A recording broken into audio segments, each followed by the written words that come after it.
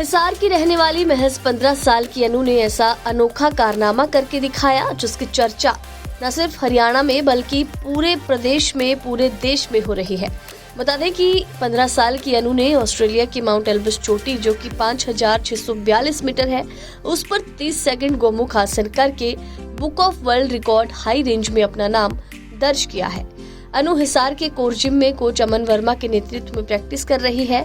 बता दें कि 25 सितंबर 2023 को ऑस्ट्रेलिया की माउंट एल्ब्रो चोटी पर 30 सेकंड गोमुख करके बेहतरीन कारनामा उसने किया। इस उपलब्धि के आधार पर अनु का नाम बुक ऑफ वर्ल्ड रिकॉर्ड में दर्ज किया गया। अनु ने कहा कि इससे पहले भी पर्वतारोही क्षेत्र में उसने काफी उपलब्धियां और अव्वल स्थान हासिल किए हैं। 26 जनवरी 2023 को ऑस्ट्रेलिया की सबसे ऊंची चोटी माउंट किजिक्सो को फतेह किया। चोटी पर ही सूर्य नमस्कार करके पहली और सबसे कम उम्र की पर्वतारोही बनने का वर्ल्ड रिकॉर्ड अपने नाम किया। 21 मार्च 2021 को अफ्रीका की सबसे ऊंची चोटी माउंट किलिमंजारो को फतेह किया।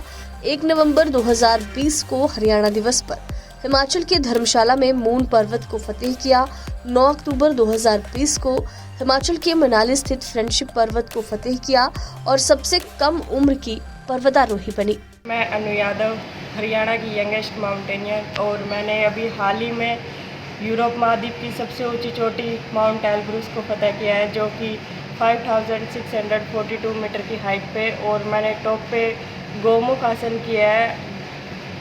गोमुख आसन करने वाली मैं दुनिया की पहली और सबसे कम उम्र की पर्वतारोही बनी, और ये मेरा record high range book of world record में दर्ज किया है।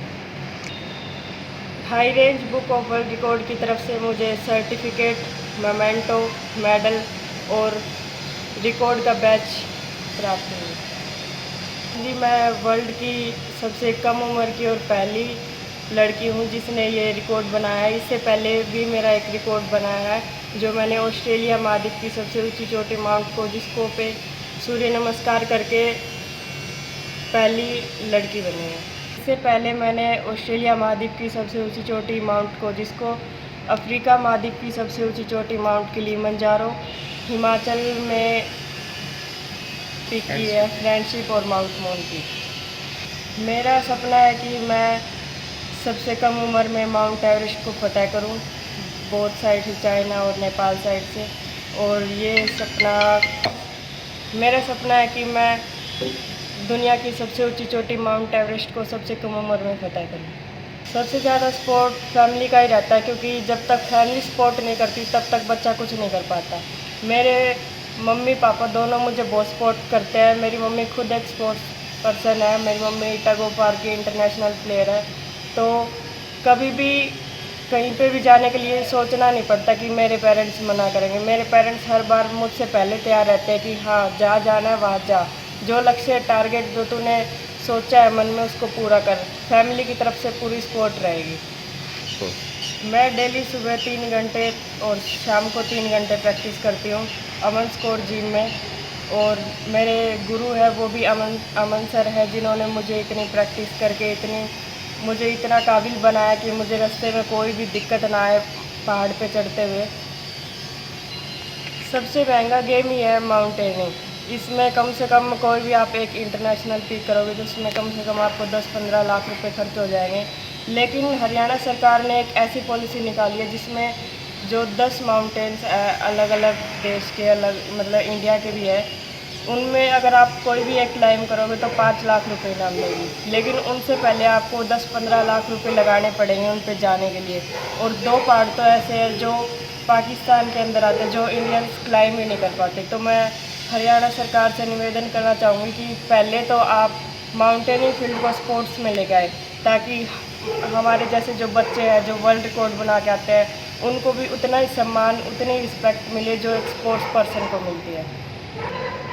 पर्वतारोही एक ऐसा क्षेत्र है जिसमें जान तो जाएगी, साथ में पैसे भी जाएगी, क्योंकि इसमें बहुत पैसे खर्च होते हैं। अगर आप किसी भी एक माउंटेन पर जाते हैं तो उसमें बहुत ज़्यादा पैसे खर्च होते हैं। जैसे और कोई गेम है, कबड्डी, फुटबॉल, बास्केटबॉल, एथलेटिक, उसमें अपने साथ कोच होता है जो हर टाइम बताता रहता है कि ये गलती है, कि ये आगे सुधार।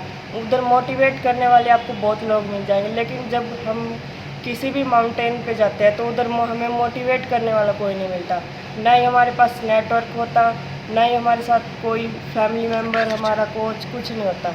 तो उस टाइम हमें खुद सोचना पड़ता है कि हमें क्या करना है, क्या नहीं करना। और जी। मैंने ये पर्वतारोही क्षेत्र जब मैं 12 साल की उम्र में थी तभी मैंने शुरू कर दिया था।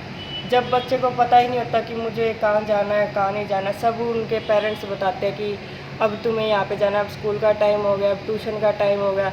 उस टाइम पे मैंने अपने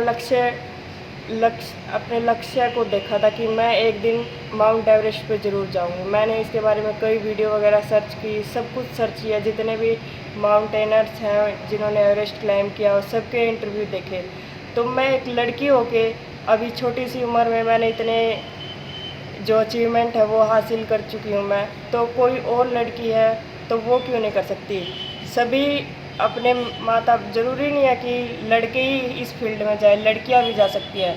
अपने माता पिता को अपनी बात शेयर करें, अपने टारगेट के बारे में बताए। ज़रूरी नहीं है कि लड़कियां हमेशा घर पे ही काम करेगी और शादी होने के बाद फिर अगले घर चली जाएगी। लड़कियां भी एक दिन देश का नाम रोशन कर सकती है। आजकल लड़कियां किसी लड़कों से कम नहीं है। सभी, जैसे अभी एशियंस गेम चल रहे हैं उसमें भी कई लड़कियों ने मेडल हासिल किए हैं। तो मैं चाहूँगी कि इस फील्ड में ज़्यादा से ज़्यादा लड़कियाँ हो ताकि अच्छा ग्रुप बने। और जैसे दूसरे देश के माउंटेनर्स एडवेंचर फील्ड में बहुत ज़्यादा है, ऐसे मैं भी चाहूँगी कि इंडिया में भी एक एडवेंचर टीम, माउंटेनर्स टीम पूरी हो। मैं चाहूँगी कि नरी जी और हरियाणा के सीएम सर मनोहर लाल खट्टर जी से कि इनको पहले माउंटेनिंग फील्ड को स्पोर्ट्स में लेके आए ताकि हमें भी और स्पोर्ट्स पर्सन की तरह जो नेशनल, इंटरनेशनल, एशियन, ओलंपिक में जो मेडल जीत के लाते हैं, जब पार्टिसिपेट किया हो तब भी उन्हें उतना मान सम्मान मिलता है, उतने ही अवार्ड मिलते हैं। तो मैं भी चाहूँगी कि हमारी भी जो माउंटेनिंग फील्ड है उसको स्पोर्ट्स में शामिल किया जाए और हमें भी वैसे ही सम्मान दिया जाए जैसे एक स्पोर्ट्स पर्सन को देते हैं। अनु यादव हमारे पास जब 12 साल की थी तब आई थी। 12 साल के बच्चे को पेरेंट्स के आगे जिद क्या होती है, मुझे टैब लेना है, स्कूटी लेनी है, दोस्तों ने ये ख़रीद लिया, मुझे ये ख़रीदना है, मुझे ऐसे करना वैसे करना। लेकिन इसने अपने पेरेंट्स के आगे क्या बात रखी, मुझे इस फील्ड में जाना है, मुझे इस फील्ड में टारगेट बनाना है। दूसरी सबसे बड़ी बात, इनके पेरेंट्स ने भी इनको सपोर्ट किया।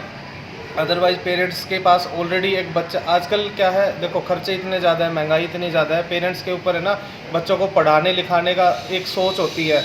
लड़की, अगर किसी की लड़की है ना तो उस पेरेंट्स की सोच यही होती है इसकी शादी के लिए पैसा जमा करना है। लेकिन मैं इनके फादर साहब को सलूट करता हूँ जिनकी सोच ये है कि भाई मैं अपनी बेटी के लक्ष्य या अपनी बेटी की जो सोच है उसको मैं पूरा करूँ, शादी के लिए पैसा जमा ना करके। मेरी इनके फादर साहब से भी बात हुई थी जिनकी ये बातें सुन के मैं बड़ा प्रभावित हुआ था।